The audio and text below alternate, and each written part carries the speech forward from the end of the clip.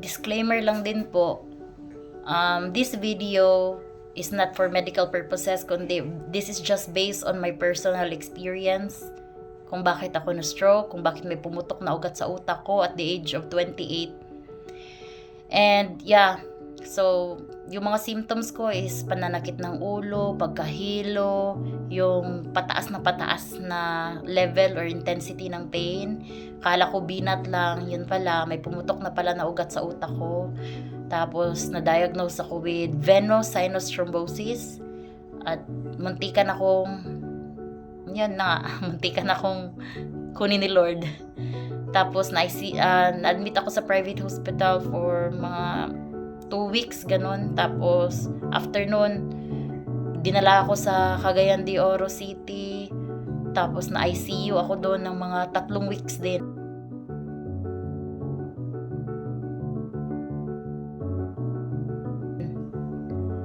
Parang buong buwan, parang halos 2 buwan ako nasa hospital, pabalik-balik ng hospital. And then, hindi pa nagwa 1 year after ako ma-stroke. So, nakakahiya mang i-share ang video na to. Pero, gusto kong i-share sa YouTube channel ko kasi gusto kong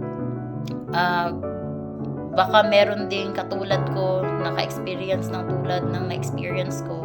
At least malaman nyo na hindi kayo nag-iisa. Tapos meron din palang survivor dito sa Philippines na may mga stroke survivors dahil sa contraceptive pills.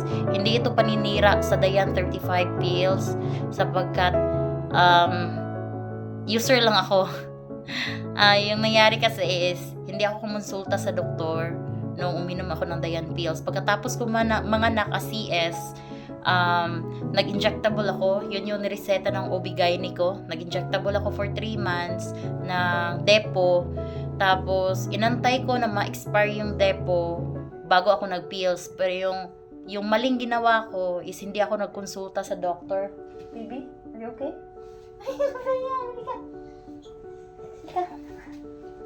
Hoy, you're eating toothbrush. Na, you have your toothbrush at home, man. Hoy! Yung nangyari pala sa akin is hindi ako kumonsulta sa doktor kasi baka iniisip ko kasi nung time na yon baka hindi ako payagan ni doc mag contraceptive pill kasi nga yung nireseta niya sa akin OB. Nangyari din kasi bago ako magbuntis, sobrang payat ko lang, hindi ako mataba. Sobrang health conscious ko, lagi akong nagwo-workout, lagi akong nagda-diet, mga healthy diet yung kinakain ko. So, payat lang ako. Tsaka na ako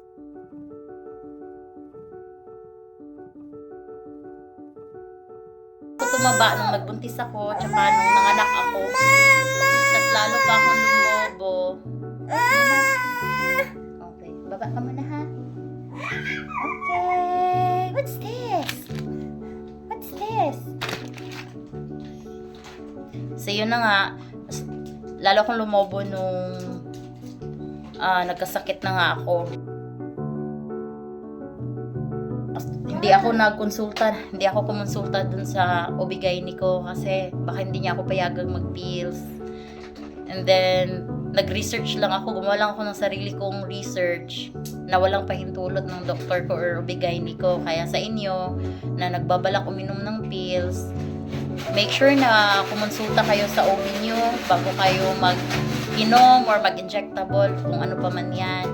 Kasi iba-iba kasi yung katawan ng tao. Tulad nga ng sinabi ng neurologist ko, si Doc Arthur sa Cagayan de Oro. Ang sabi niya, rare cases lang naman yung stroke or yung stroke in young. Rare cases lang siya.